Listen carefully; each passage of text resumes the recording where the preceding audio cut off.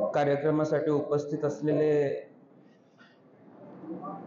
माझे आमदार आदरणीय मनोहर किनेकरजी साहेब, माझे आमदार दिगंबर पाटील साहेब, आजच्या कार्यक्रमाचे प्रमुख वक्ते आदरणीय मधुकरजी पाटील साहेब, ज्यांनी आत्ताच समाज उपयोगी विषय घेऊन स्वतःचं मत व्यक्त केलं आणि आपल्या सर्वांसमोर समाज घडवण्याच्या दृष्टिकोनातून मार्गदर्शन केलं, ते ॲडव्होकेट तृप्तीताई सडेकर, रमाकांतजी कोंडुस्कर, राजूजी किनेकर, शंकरजी कोनेरी, आर्यन चौगुले साहेब, प्रकाशजी मरगाळे, ॲडव्होकेट एम.जी. पाटील साहेब, आमचे सहकारी शुभमजी शेळके, अंकुशजी केसरकर, व्यासपीठावरती आणि माझ्या समोर उपस्थित असणारे सर्व वडीलधारी मंडळी,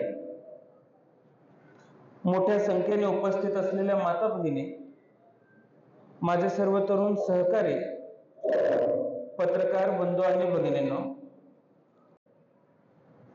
त्यामुळे फक्त तासगाव कवठेमहांकाळ मतदारसंघच नव्हे तर हा परिसर सुद्धा मला माझ्या मतदारसंघापेक्षा वेगळा असणार नाही, ही भावना सुद्धा माझ्या मनामध्ये आज या पुढच्या काळामध्ये काम करताना राहील. आज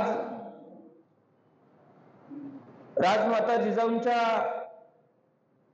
जयंतीच्या निमित्ताने आणि ज्यांनी संबंध देशालाच नव्हे तर जगाला संदेश दिला, ते स्वामी विवेकानंदजी यांच्या सुद्धा जयंतीचा आजचा हा दिवस आहे. खरं तर जिजाऊंच्या जयंतीच्या निमित्ताने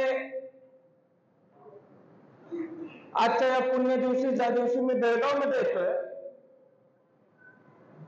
इतिहासातला एक क्षण आठवतोय. इतिहासामध्ये ज्यावेळेस आपण पानं चालतो त्यावेळेस पुण्याची राख करण्याचं काम अनेक शाळांकडून या देशामध्ये झालं.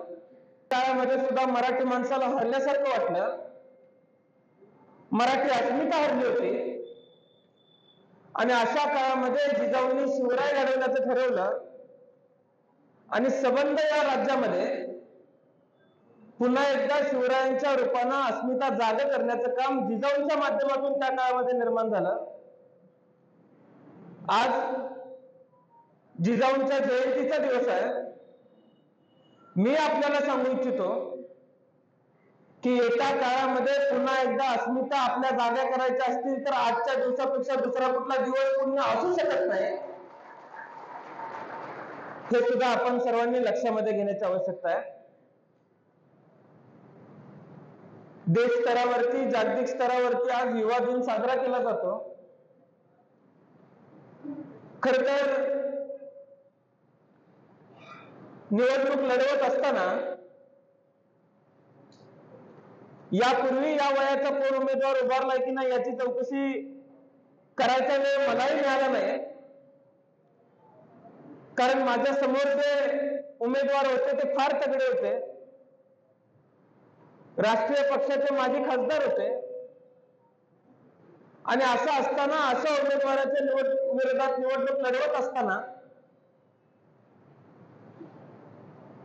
देह भान विसरून आम्ही निवडणूक लढलो, लोकांपर्यंत पोहोचलो, लोकांचा आशीर्वाद घेतला आणि असं असताना निवडून आल्यानंतर मला माझ्या काही सहकाऱ्यांनी सांगितलं की पूर्ण देशामध्ये सगळ्यात तरुण आमदार व्हायचा बहुमान आपल्याला मिळालेला आहे. आज युवा दिनानिमित्त ज्यावेळेस मी आपल्या सर्वांसमोर उभा राहतोय, मी फार काही तात्विक बोलणे योग्य ठरणार नाही किंवा तत्वज्ञान आपल्या पुढे मांडणार नाही. युवा दिनानिमित्त अनेक वेळेला वक्त्याकडून एक अपेक्षा असते की युवकांनी वागावं कसं, युवकांनी काय विचार करावा, काय करू नये. आज माझ्या अनेक तरुण सहकारी इथे उपस्थित आहेत.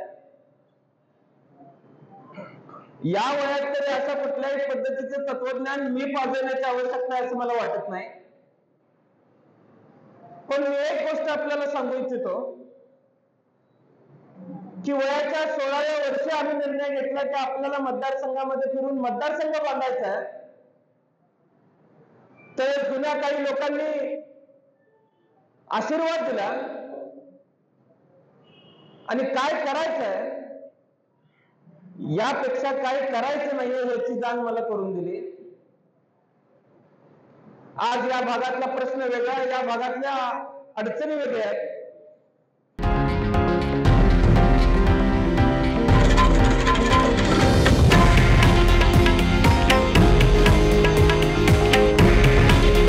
हे आहे देशातील नंबर 1 न्यूज नेटवर्क आणि आपण पाहत आहात TV9 मराठी.